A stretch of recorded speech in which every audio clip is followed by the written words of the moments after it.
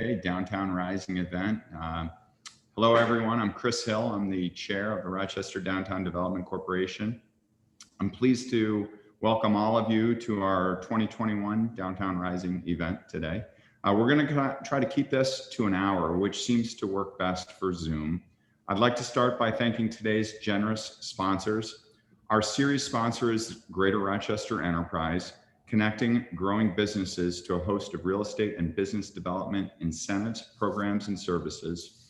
Our corporate sponsors include developer and downtown property owner Galena Development Corporation, professional interior design and facilities project management firm Vargas Associates, and our supporting sponsor is Rock 2025, Greater Rock campaign. Follow it if you're not already in tune with it. I want to thank all of these fine organizations for their support. Rddc's president, Heidi Zimmermeyer, will begin today's program. Heidi, to you.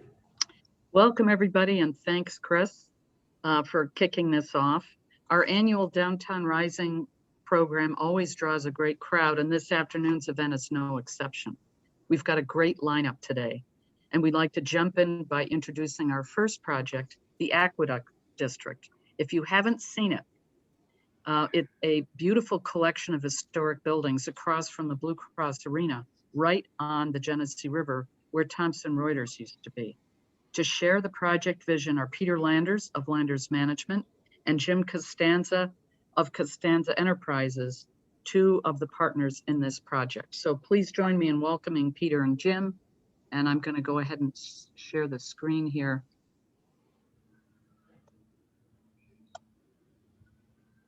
Okay. Thank you, Heidi, and good afternoon, everyone. This is Peter Landers, and I'll update you on our vision for the aqueduct. The partners, Rob Sands, Jim Costanza, and myself, acquired the aqueduct in March 2020. We recognized it was a once-in-a-lifetime opportunity to breathe new life into this iconic historic building and make a major positive impact on downtown. Slide 2, please.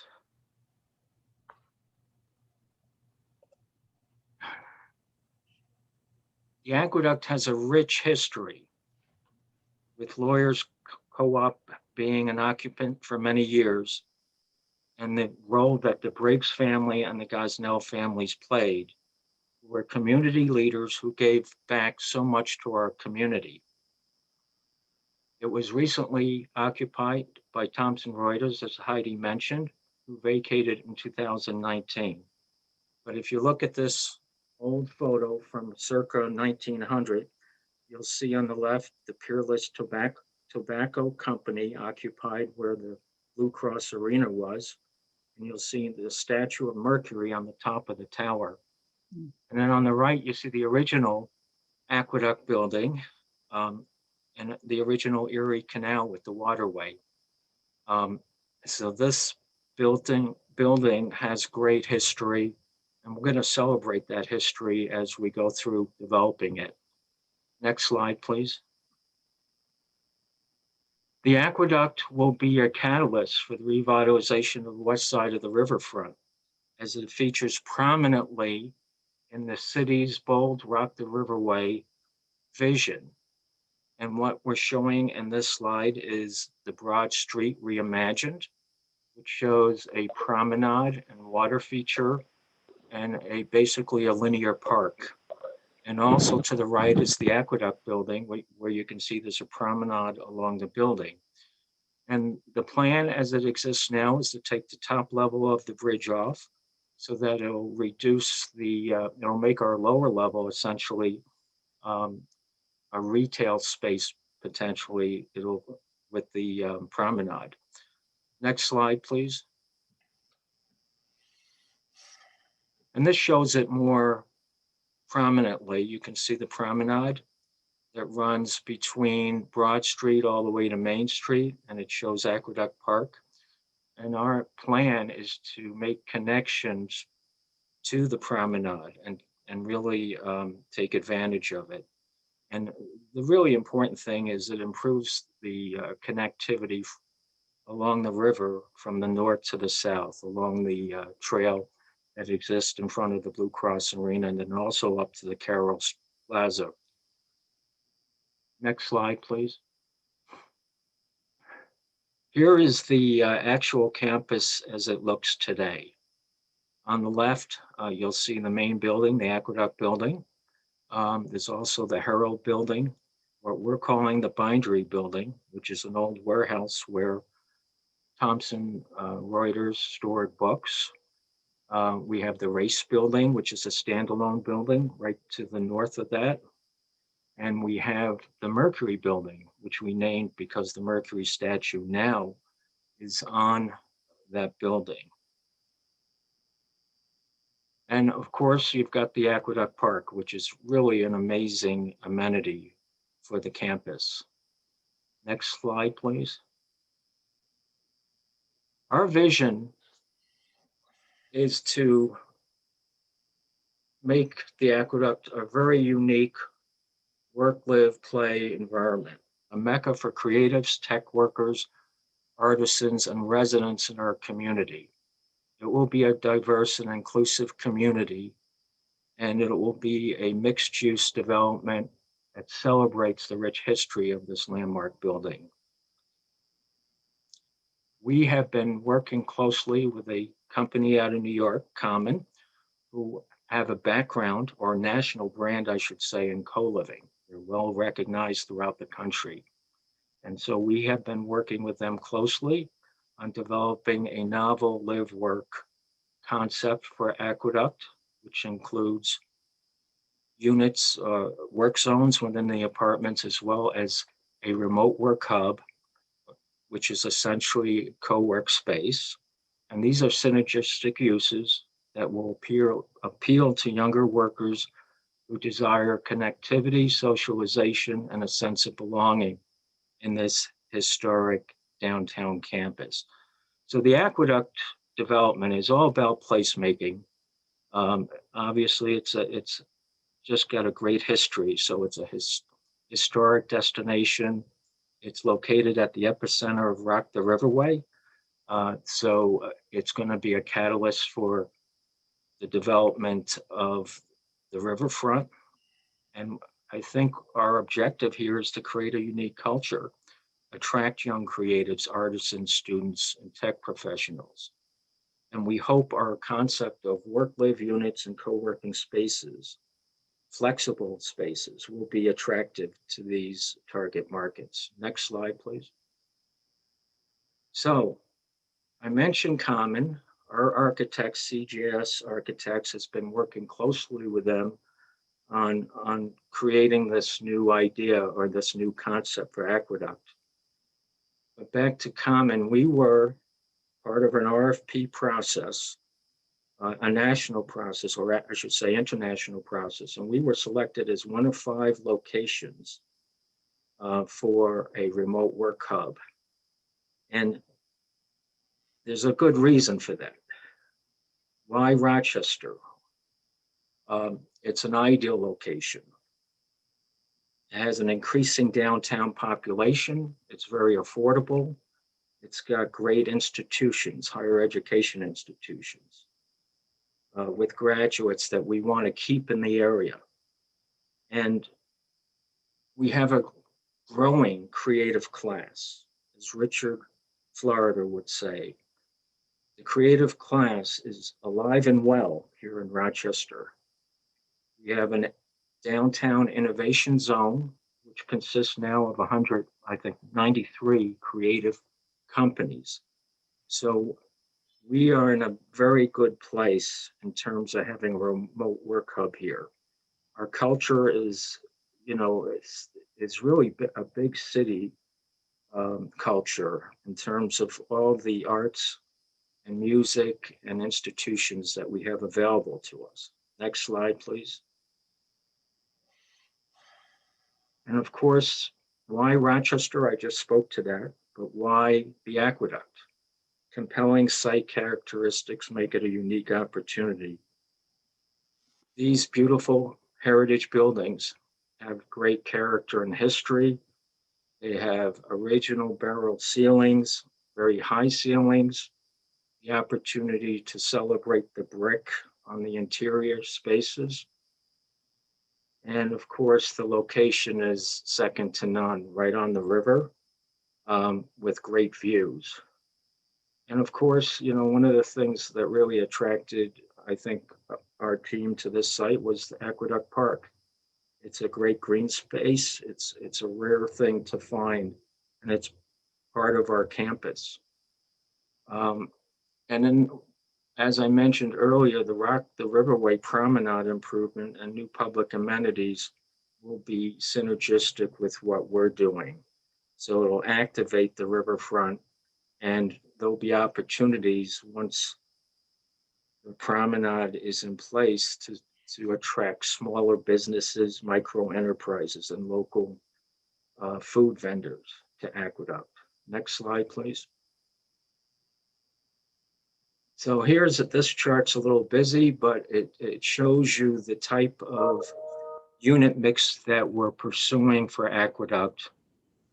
As I mentioned, Common is a co-living management company that is collaborating with us on the design, and their strength is their brand, their innovative designs, as well as their tech-enabled management and leasing platform.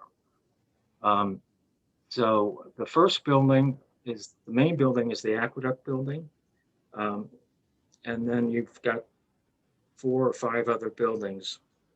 And so we're planning on a total of 123 apartments, which is 147 beds. And that's because we're incorporating co-living as part of our development. So we'll have co-living suites, which are essentially nicer versions of a student housing suite.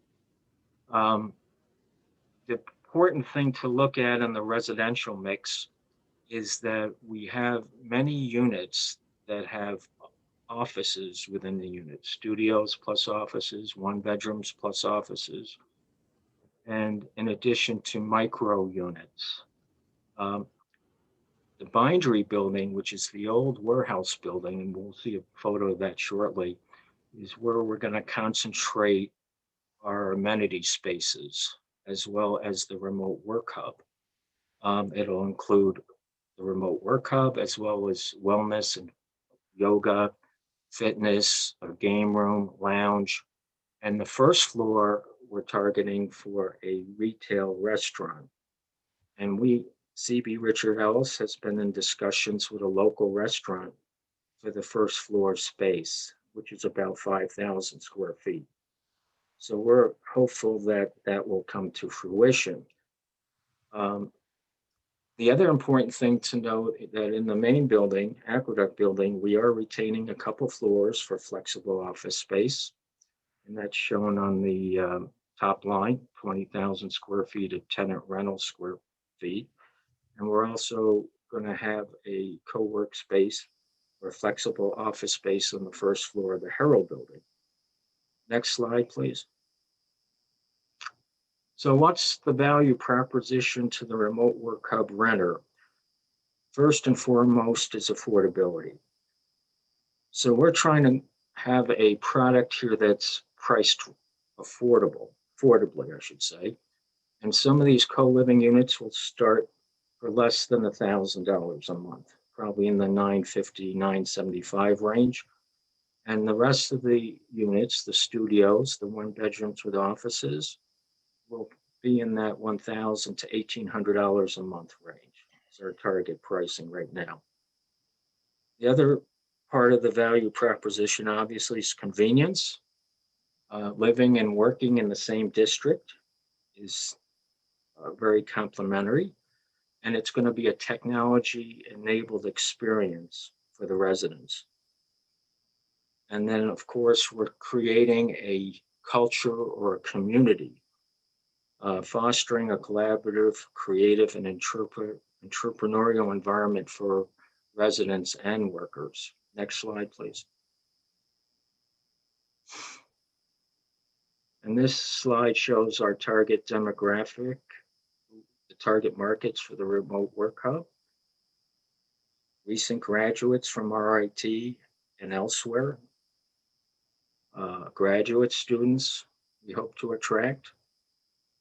We hope to attract regional migrants, people that would be coming from other parts of the country. And this gets at the concept of it's about attracting talent now versus attracting companies, or at least there's more of a focus on attracting talent versus attracting companies. So we believe with this design that it'll be attractive to people that are relocating to Rochester to work for a company, and they can work remotely from here in Rochester. And this dovetails nicely with the ROC 2025 economic program, the remote work program they're pursuing to attract remote workers to Rochester. And of course, we want to attract natives as well. Next slide, please. So there's tremendous value in design. And so what attracted us to Common 2 was, don't get me wrong, CJS has done a tremendous job working with Common. And I think it's been very synergistic, meaning that having two creative architectural firms working together has really elevated the design process. And here's an example of a office, call it a small work area within a unit, and it's very flexible, adaptive. Next slide, please. Here's another example where you have just an office zone within the apartment unit. Very efficient in terms of space utilization. Next slide, please.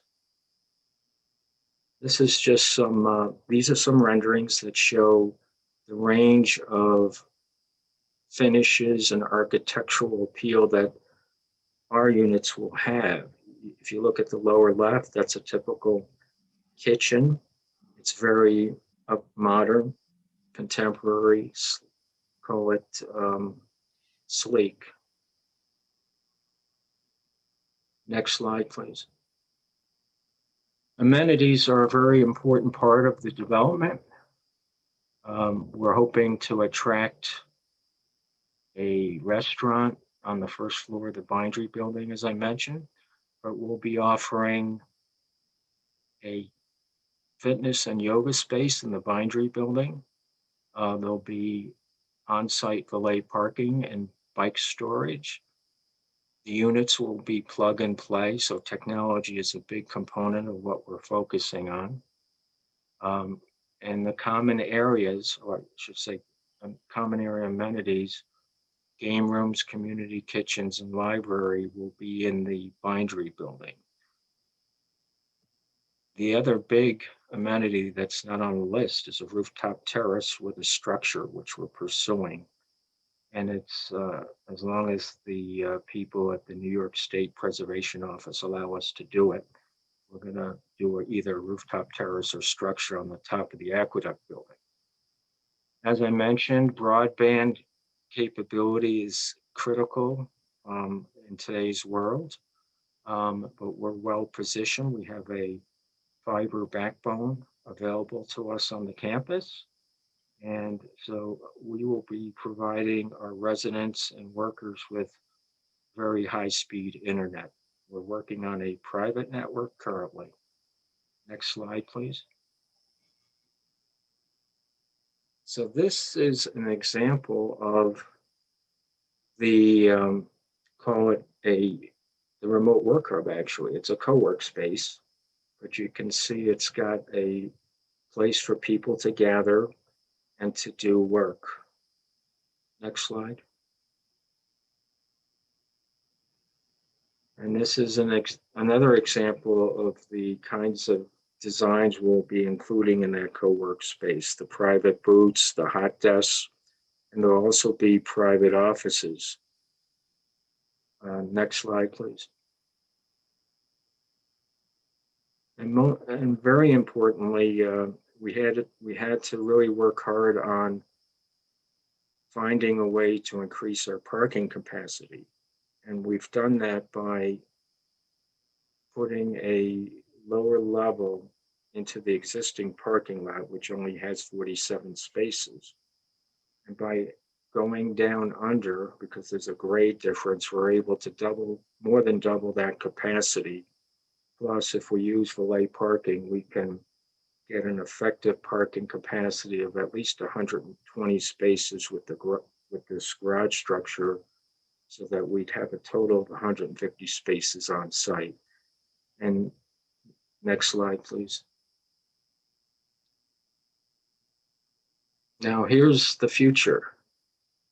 Hopefully in a few years, this is how it might look. Looking to the south from the north end of Aqueduct Park, you can see the new promenade on the left, the Broad Street Bridge reimagined with the top taken off so that the visual line of sight opens up, and you can see the park on your right, and you can see Aqueduct. So it'll be an exciting project once we get to this point.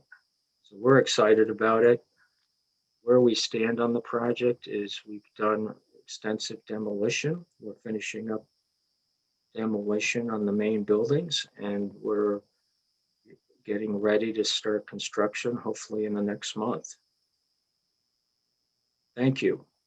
Awesome. Thank you, Peter, and Jim as well. Jim Costanza, thanks for joining us. I'm confident that this is going to be absorbed quickly when you bring this project online, and you guys will be a cornerstone for Rock the Riverway as further Riverway projects continue to transpire.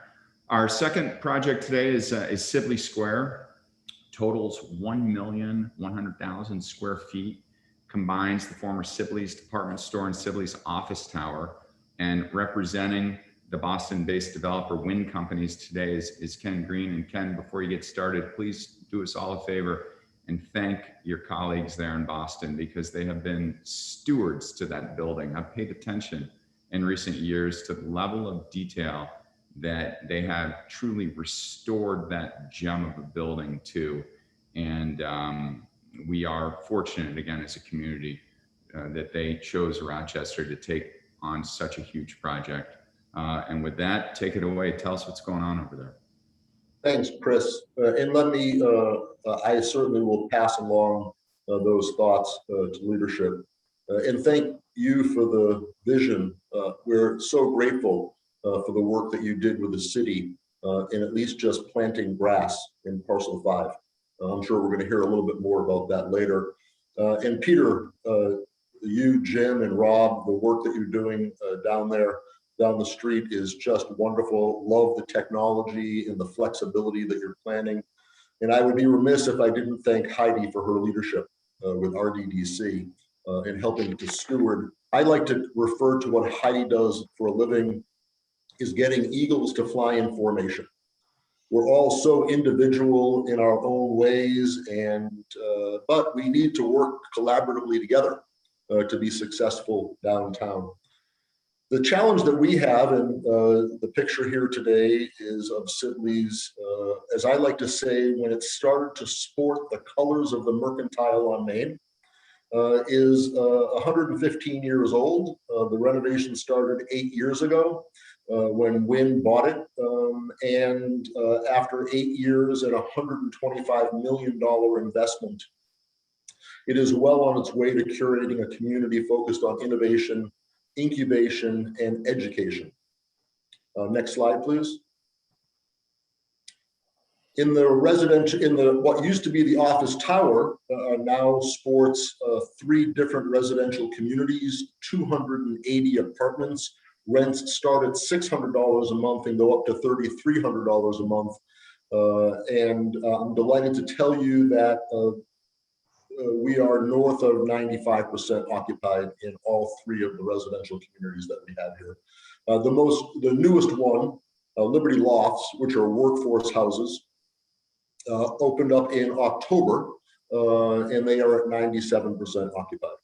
So I'm delighted to report that to the town, to the team on the call. Next slide, please. You know, I thought We were very lucky in the pandemic. We had four pretty significant construction projects underway. All of them, fortunately for us, were deemed essential. Liberty Lofts was the first. It opened up in October. These are some pictures of the amenity spaces. There are 104 workforce homes. We adjust rents up to income, up to $85,000 a year. For those, some of you who don't know, Wynn is the largest owner or manager of subsidized housing in the U.S., celebrating its 50th year this year. And there are a couple of floor plans on the that you can see. They incorporate some of the things that Peter was talking about in the Aqueduct project, and we're delighted with that. Again, 104 of these units takes the total number of apartments in the tower to 280. Next slide, please.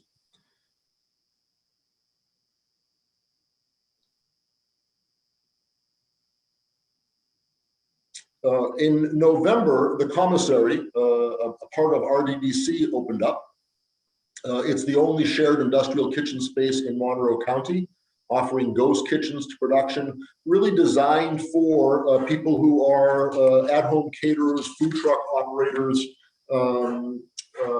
at-home manufacturers. They intended to have about 30 members onboarded in their first year. I'm delighted to report in that they have 28 already, majority of them female, majority of them minority owned. And while they have had challenges in those companies using the space based on usage, meaning that there just isn't, people are not building their businesses as fast as we hoped, we are delighted that they are on target with signing up the numbers of members that they had already. In the bottom of the middle, you'll see their performance kitchen. It's where people do pop-up events. There's a guy who comes in and does a cooking show. They do pop-up restaurants. And then on the right-hand side, you can see their performance kitchen, or their production kitchen, where there's a 40-foot shared cooking line. And you can see a prep station down at the bottom. And then on the left-hand side, you can see you could operate a ghost kitchen out of the production kitchen off of the right, and off on the left-hand side, somebody can come pick up their food. It really is the most remarkable opportunity for people to get into the restaurant business with the lowest investment, to be able to use a state-of-the-art industrial kitchen by the hour, and to finally legalize businesses that have been operating illegally up until now. In December, we opened up DGX. It is, as you can see, an urban grocery store. I'm delighted to report a couple of things. One, we now have a grocery store downtown since Hart's closed. It offers fresh produce. It's exceeding their expectations in sales, and it's less expensive than Wegmans. And so when we think about the amenities that are necessary for downtown to be successful, having a place for people to buy healthy food at reasonable prices and conveniently, this is across from the bus transfer station, there's no better place than DGX, and we're delighted that they made the investment into downtown. Next slide, please. We then opened in January the Mercantile on Main, 5 restaurants, a cafe, and a bar. We had a pretty busy year last year. Delighted to report that all the restaurants that we started to actually opened. And as all of you developers know, keeping people engaged during a pandemic was not a small feat. We're delighted with the way it has come out, with the look, the feel, the execution, the responses that we're getting from people from the food. The challenge that we have here at Sibley's, as most of you may guess, is that because it's a historical building, nothing on the outside ever changes. It's not like we're building parcel 2 and the new ad agency that's coming, and people all say, well, wow, look at all that new stuff. You drive down Main Street, Clinton, for the last 20 years, nothing's changed. So our challenge is, and I am asking and hoping that you guys, when you leave here today, you'll start to tell people, hey, there's a new restaurant marketplace downtown. It's at Main and Clinton. It's at Sibley Square. It's called the Mercantile on Main. I'm delighted to, next slide, please. Delighted to tell you that 5 of the 7 restaurants are minority and women owned. It's independent operators. Palermo's Market is a Rochester-based old-time butchery. They make sandwiches. Flower Kitchen is fresh pastas and sauces. Cut is flame-grilled protein served in bowls with vegetables and grains. Next slide, please. All of the graphics were done by local artists that were curated by Sean Dunwoody. Nani's Kitchen is an Indian restaurant, and Broth is Vietnamese. Pets are welcome. We have a game area that has giant chess and checkerboards and curling lanes. And we have a place that we do pop-up events as well. Flowers, chocolates, First Fridays art shows. And we also offer an opportunity for a local company for people that are buy shares of crops from local farmers to pick up their stuff. Next slide, please. The challenge that we have is how do you take Rufus Sibley's office and historical elements and combine it into a Class A office building. These are the companies that call Sibley Square home today. In floors 1 through 5, there are 26 of them. I think we've done a really good job curating a community around innovation, education, and incubation. I think we've done a really good job combining Class A office space while paying homage to the historic nature of the building. Next slide, please. This is the 6th floor. So while we have 26 companies on floors 1 through 5, we have 65 companies on the 6th floor calling Next Corp home, focused on innovating the world around technology and photonics. Next slide, please. But that's not over. We now have 7 companies under construction today, all moving in between now and October. We do have some space available, and because all of you know that I am shameless about promoting and looking for new tenants, Design Works is an architectural firm that's under construction. We have 3 spaces available on the 1st floor. The interesting thing was, as we all know, we had this significant amount of vacancies on Main Street. Today, we have 1 space left. We opened up Bank of America. We have a vacancy. We have the Mercantile. We have DGX. We have Citizens Bank and RIT City Art Space. But we have 3 spaces available on our 1st floor. On our 2nd floor, we have 3 new companies that are under construction: Emerge, Skull Diamond, and Smola Consulting. Smola Consulting is an employee benefits firm. Skull Diamond is an investment firm. This is a place for their portfolio companies to land, and Emerge is a training center for top Fortune 100 companies. Next slide, please. On our 3rd floor, we have 3 more available new tenants moving in. John Scalia, Focus, a improv theater, and Ithaca Coldcrafted is moving into the 3rd largest space within Sibley's over the past 3 years. Next slide, please. 8 years ago, there was 200,000 square feet available of space. I'm sorry, there was 200,000 square feet of space out of the 1.1 million that was occupied by MCC Damon campus. Today, I'm here to tell you that we have 140,000 square feet available. So we have really turned the entire situation upside down. We're attached to 2 garages, Mortimer with 600 and St. Joe's with 1,100 spaces, and we're across the street from the regional bus transfer station. Next slide, please. That's it. I'm sorry I went over by 1 minute and 20 seconds, but we've been busy. We are busy. We're delighted with all of the developments that's going on downtown because we all work better together than we do competing with each other. Downtown Rochester will be a better place because of the people and the development of people who are on this panel today and the people who are watching.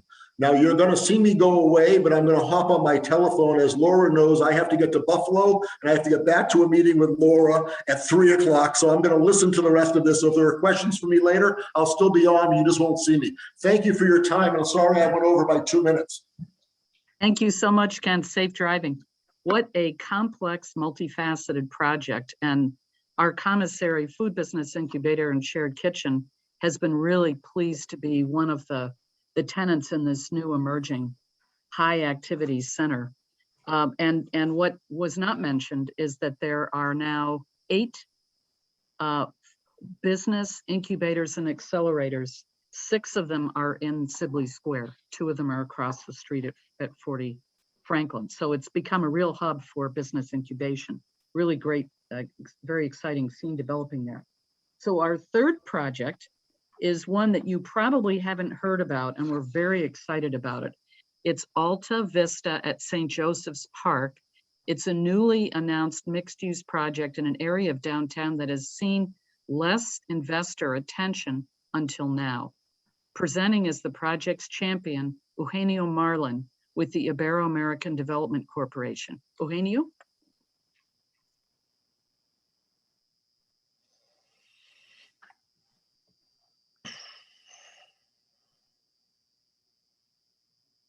You're on mute.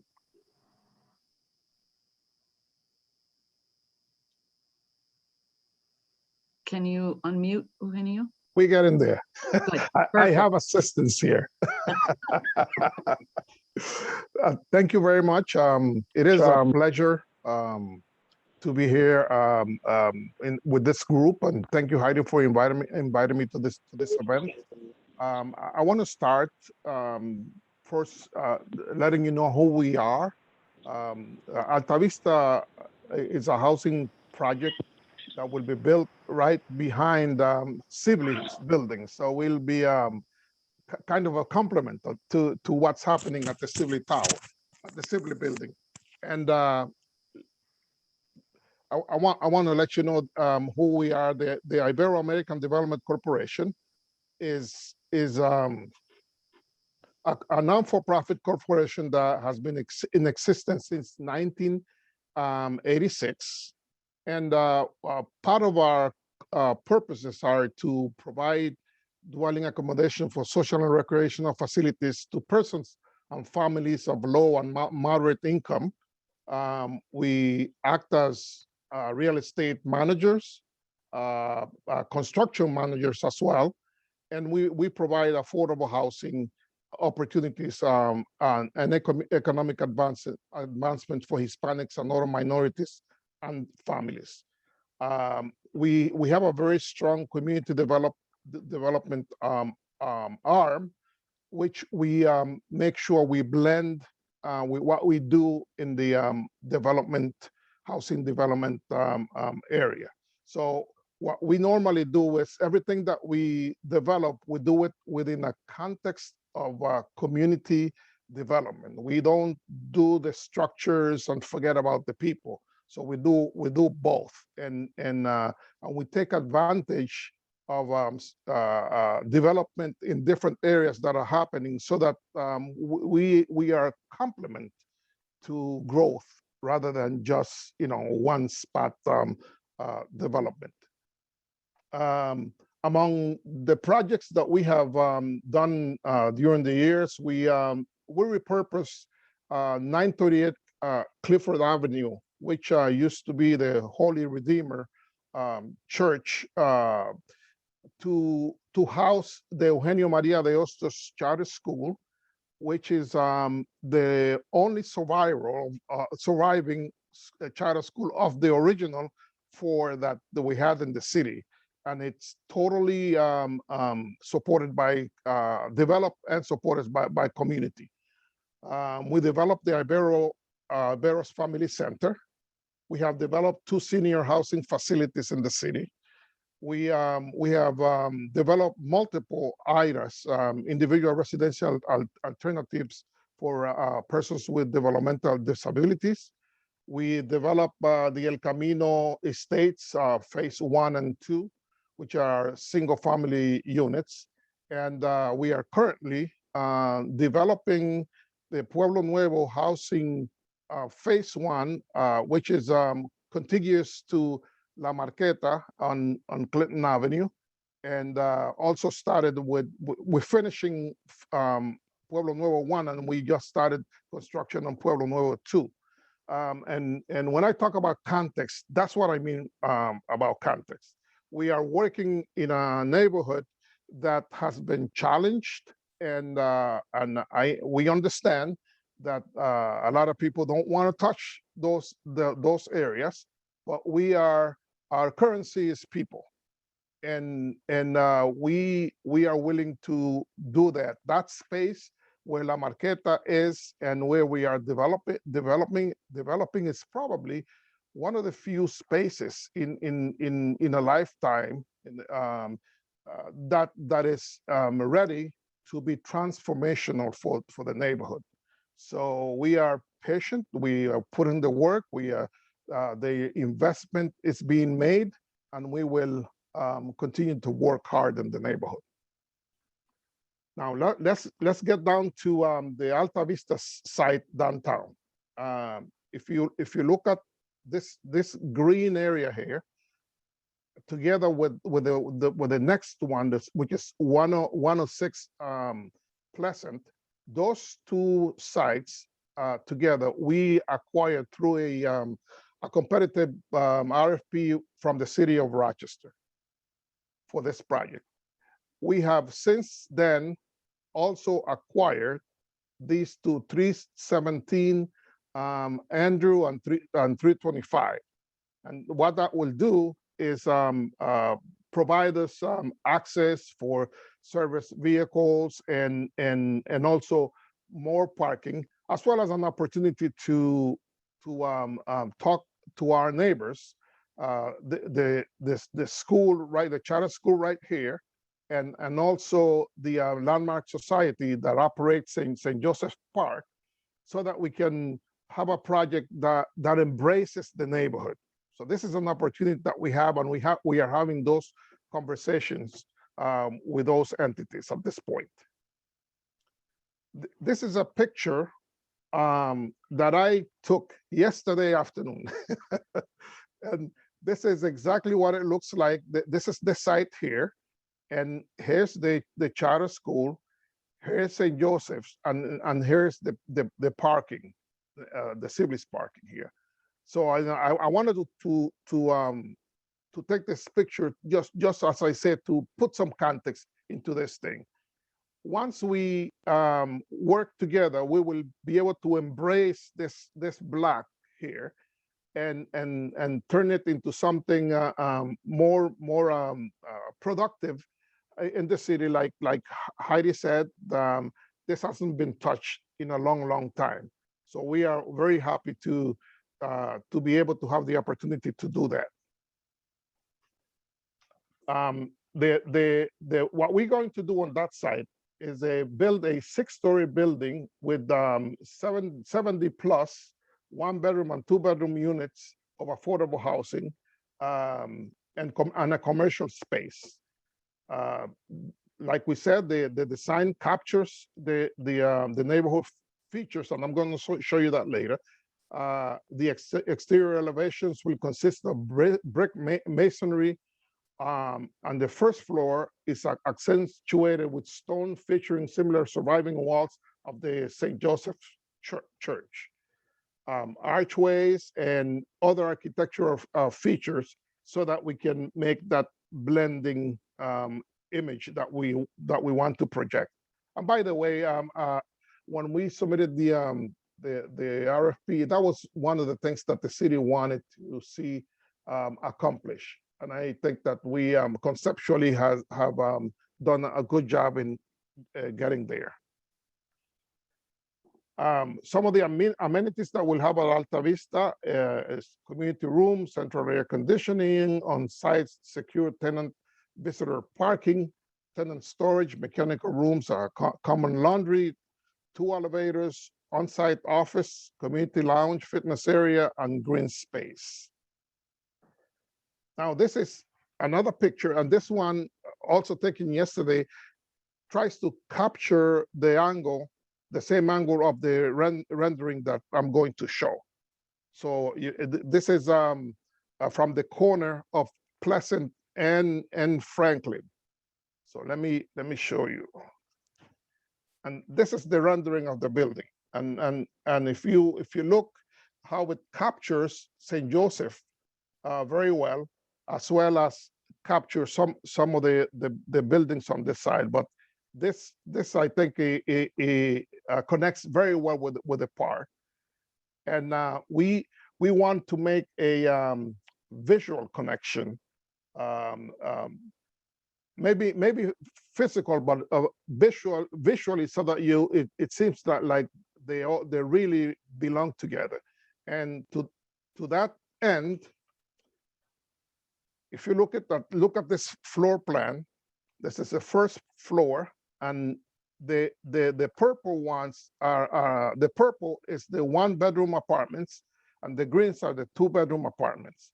But on this side is the commercial space, and we have been working to develop this in negotiation with the Landmark Society. So we are building this to order so that they can use it for events that they would have normally at the park. So this looks very, very promising. So we're very happy to have made that solid commitment with the Landmark Society. The second floor shows everything is the same here, but it shows the mezzanine that the park for the Landmark Society has, and this part will be able to accommodate 100 individuals for an event. And the next one is just the way all the rest of the floors up will look. The difference will be how many 1-bedrooms or 2-bedrooms are located in every one of these floors, but 3rd floor, 4th, 5, and 6, it's the same layout. And this is my presentation of this project. We are very excited about it, and this is the team that's working with us. So we're very happy to have the opportunity to come downtown and bring some more affordable housing. I want to add to that we are working in partnership with the YWCA so that we can also have supported housing in this development. And this ends my presentation. Thank you very much, Eugenio. What a beautiful project, and it's going to be another great addition to downtown's growing offering of residential offerings. Our next discussion here is going to be a huge sleeping giant, topping out at 400 feet in the skyline, Rochester's tallest building, and this is Innovation Square itself. This project is innovative. It's the first of its kind across the country, and we are, again, so fortunate that the Galena family, Andy, Robbie, Evan, Lauren, all of you, thank you for what you all have been doing downtown over the last decade or so. You absolutely transformed the Chase Tower. It had been in our skyline for decades and nobody paid it any attention. It's now the greatest thing since sliced bread. So can't wait to see what you guys do over there at the former Xerox Tower, Innovation Square. I've been walking around, I've been seeing the activity, the construction. Obviously you're going full tilt. And with that, Evan, Galena, take it away. Tell us what's going on. Thanks, Chris. Just give me 1 second here. I can start this up.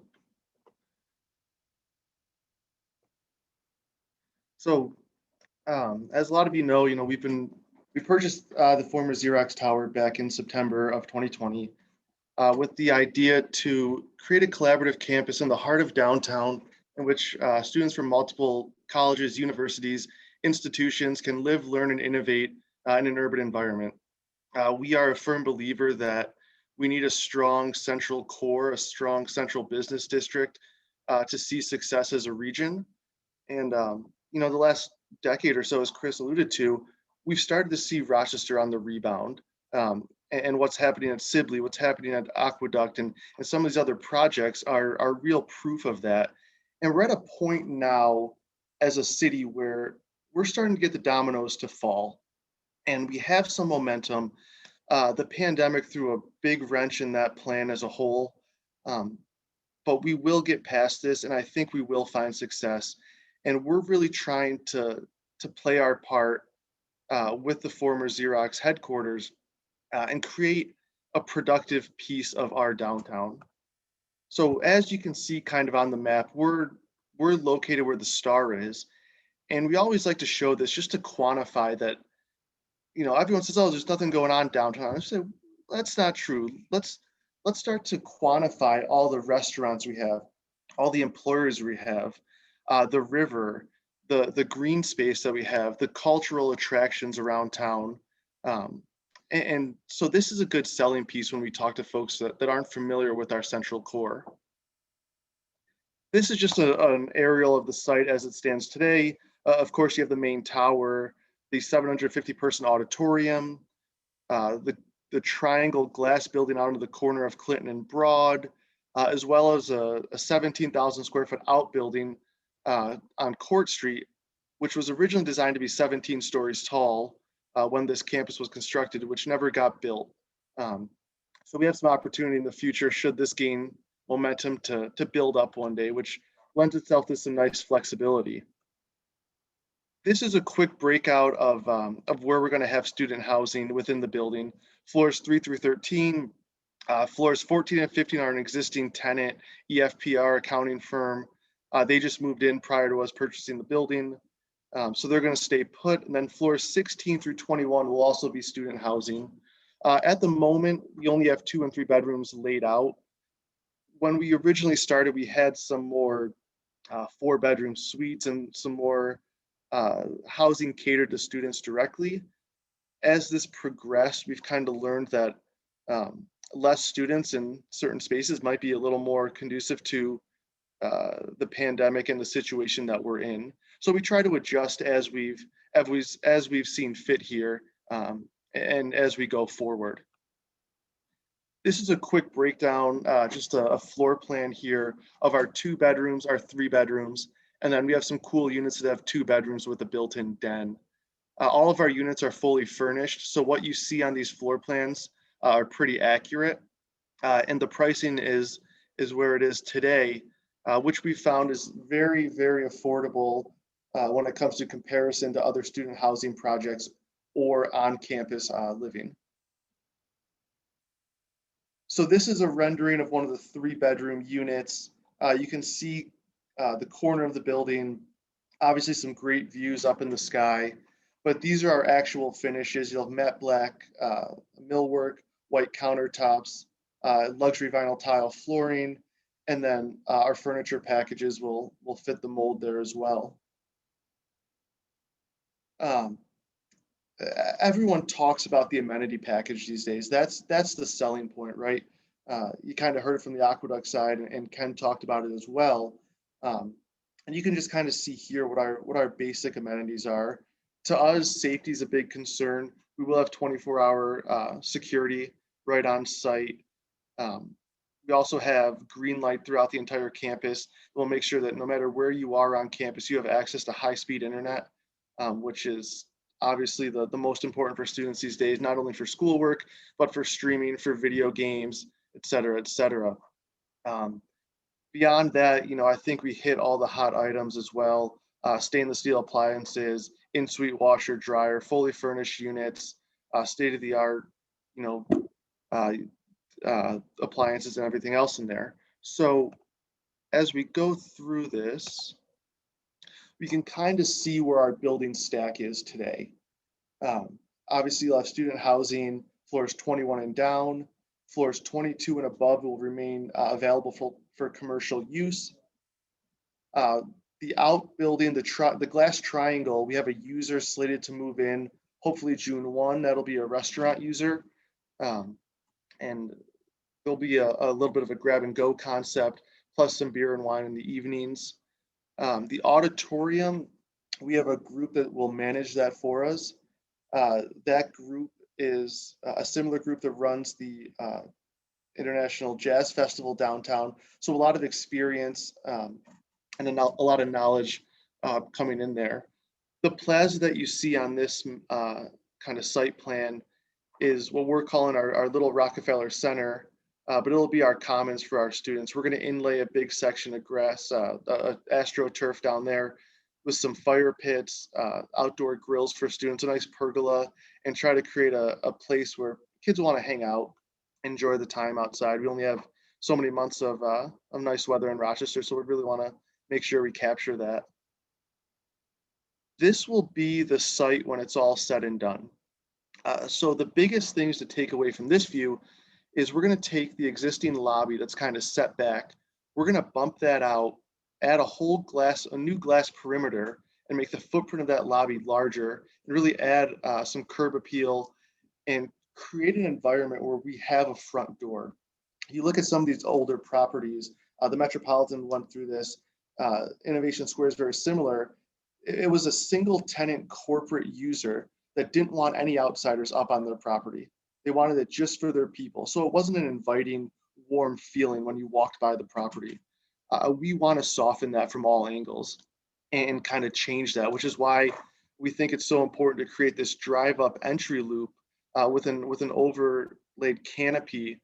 So if you're getting picked up or dropped off by an Uber or Instacart's dropping off groceries, or you go get groceries and you want a place to unload them and get a valet cart up to your apartment rather than going down to the garage and trying to lug a couple cases of water, 13 floors into your apartment, we have that centralized area. This is one rendering of our student lounge area, which will be in the recessed area, but you kind of see some video game setups here, some physical gaming stations, a pool table, foosball, and so on and so forth. And we're going to rip out all the existing glass down there, brighten it all up. We've got some really cool ideas for down there that we're really excited about. This is just another view. You can kind of see the fireplace there. That'll be a full glass indoor-outdoor fireplace with multiple TVs on both sides, indoors and outdoors. So if it's nice out or you're cooking something on the grill, you have access to kind of see inside, but still feel that warmth of the inside, even though you're outside. This is the original rendering of our new entrance loop, and just a couple other views here.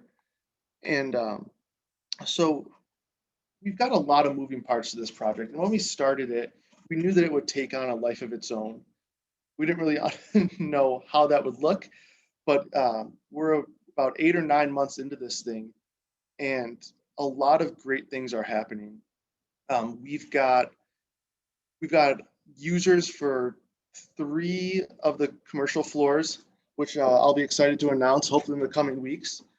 We've got a video game lounge that's moving into this 22nd floor. That is a group of RIT students that have a pretty successful startup. So it'll actually be a place where kids can come and game competitively with their peers, and also focus on some game design and some other elements of that. But as we take a step back here, we thought about this project. We're going at it in the middle of a pandemic. I think my father's called us all crazy once or twice. None of us are sleeping, but that's all besides the point. When we see this, we thought of this project as more than just a real estate endeavor. We looked at Rochester as a whole and said, there's a void, and how do we fill that void? And we talk about the brain drain constantly. That's always on the tip of everyone's tongue when you talk about the negativities of what's occurring in our city. We educate kids and then they leave our city for bigger markets and so on and so forth.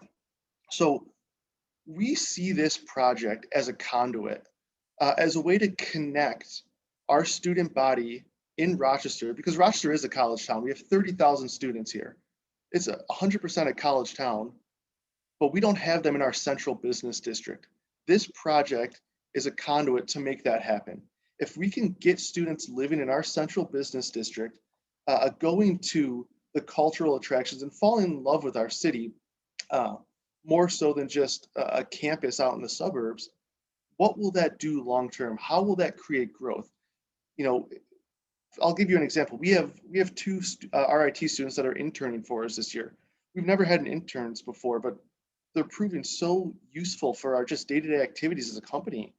And we didn't know what that would look like a month ago when they started, but it's become this great thing. And I encourage people to reach out.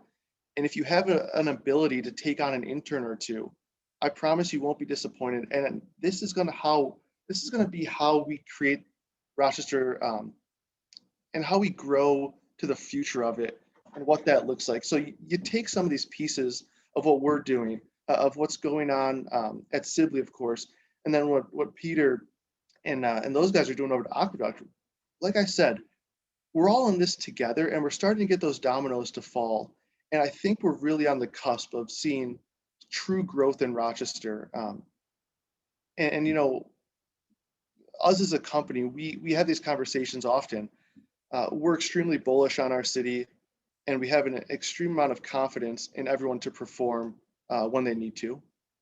So with that, I'll end it. I think that's my 10 minutes. But happy to answer any questions or offer any tours to anyone that's interested down the road. So thank you.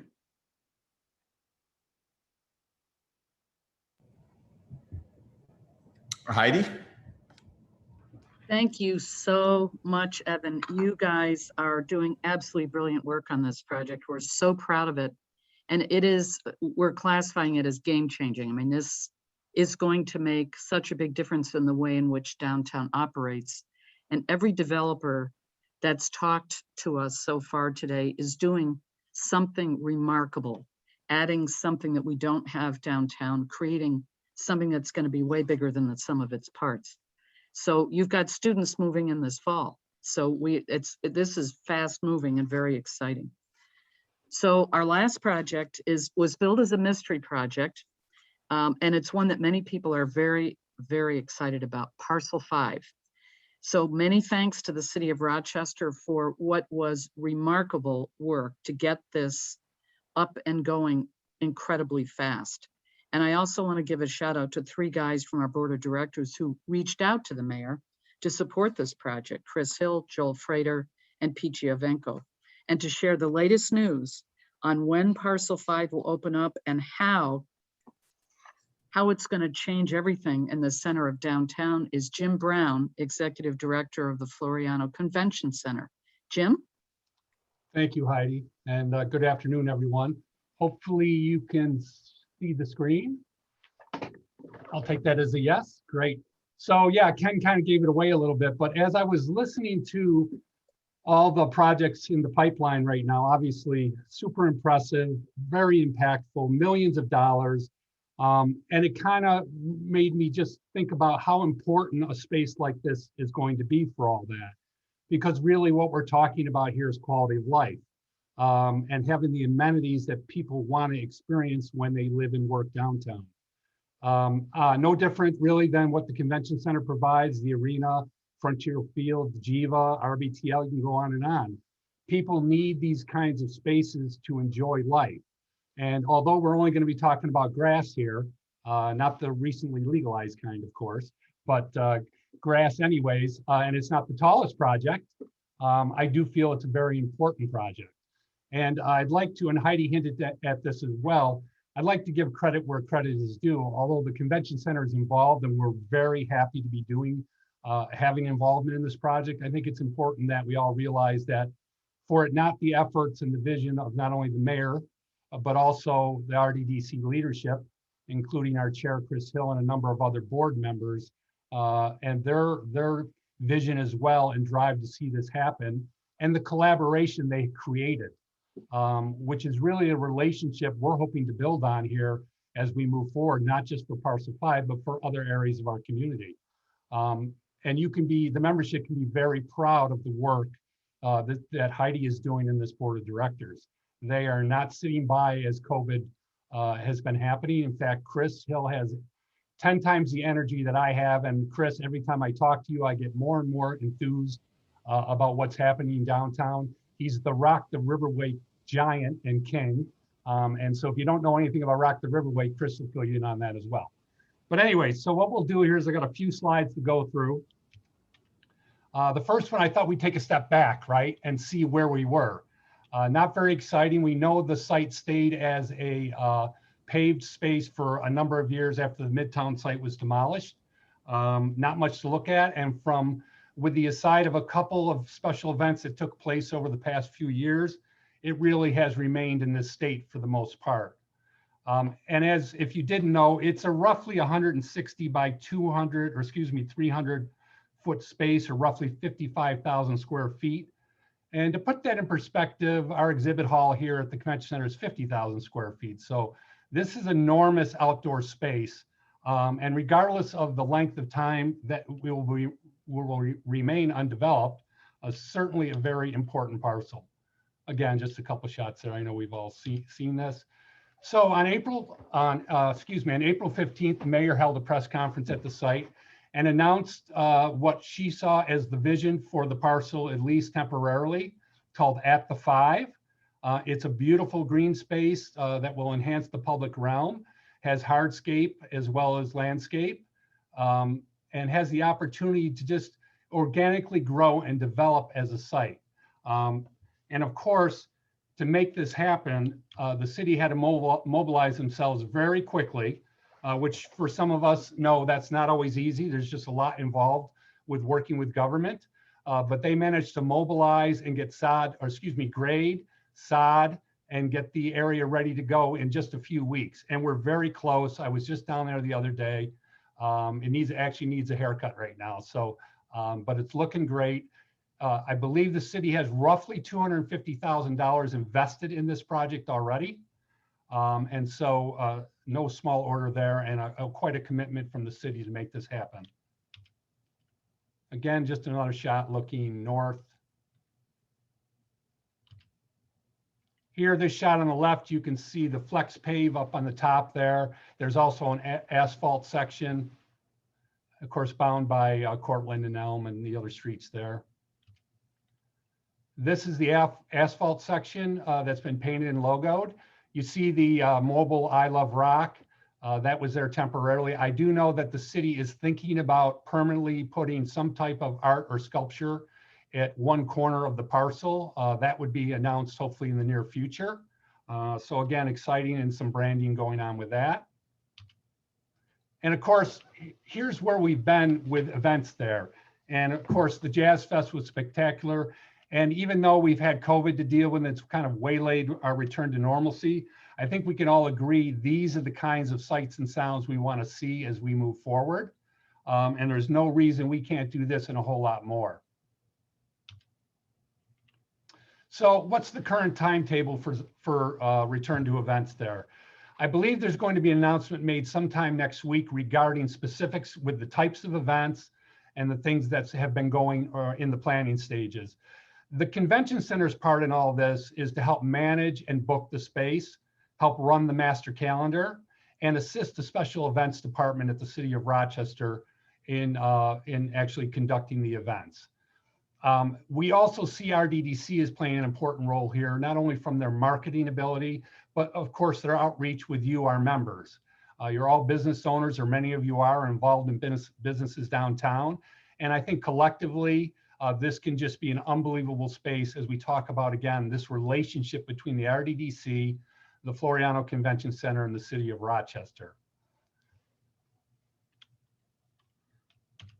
Although I can't name specific events, there's everything from health and wellness, food and beverage events, religious events, obviously live entertainment, and some of that will be announced in the coming weeks or so.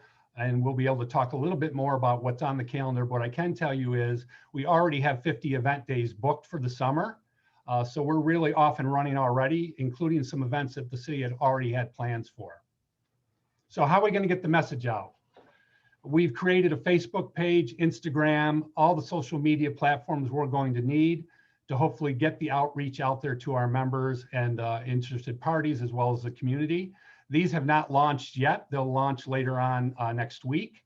And so there'll be easy ways to communicate and get a hold of the convention center in terms of wanting to use the space. And again, the shameless plug there for our phone number, and the 5@rrcc.com is the easiest way to get a hold of us. And again, but just to circle back around to the partnership or the relationship that's being created here between RDDC, the Convention Center, and the city of Rochester. So very excited. I had hoped to be able to share more information, but unfortunately I cannot. But rest assured, things are moving along at a rapid pace, and things will be happening very soon in the next week or so, and you're going to hear a whole lot more from the mayor. Thank you. Thank you, Jim. The haircut you mentioned at Parcel 5 was given. The amount of attention that our some of our employees here, some of the great staff of the city of Rochester has given to that parcel and bringing it online so quickly has been awesome. So if you see anybody out there working, give them a pat in the back. You know, the true future for downtown Rochester is the private sector continuing to work collaboratively with the public sector. And, you know, that is another example of where we're doing it. The Riverway projects and all the development that we're tracking here downtown is a testament to where we're headed. But thank you all for joining us. I know we ran a little bit over the 1 o'clock timeframe, but some excellent presentations. I want to ask you all again to thank our speakers today, very impressive projects. And let's thank today's sponsors, series sponsor, Greater Rochester Enterprise, corporate sponsors, Galena Development Corporation, Vargas Associates, and our supporting sponsor, Rock 2025. And a plug for Rock 2025, if you are not tracking what that's all about, please pay attention. You will, if you haven't already seen the Greater Rock campaign starting to transpire on social media channels and TV. And a component of that whole mission is to amplify the message. So we ask all of you here today to continue to promote and amplify each other's messages, projects, and strengths and attributes. And as a community, we are going to heal from the events of 2020, and we're going to have Rochester be a very well-positioned city moving forward into the future. So with that, everybody have a great holiday weekend, and thank you for your time today.